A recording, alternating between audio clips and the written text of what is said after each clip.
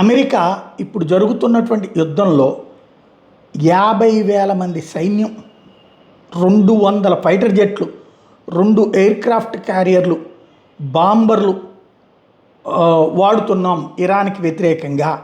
Iran సంగతి తేల్చడానికి ఇది సరిపోతుంది అని చెప్తోంది.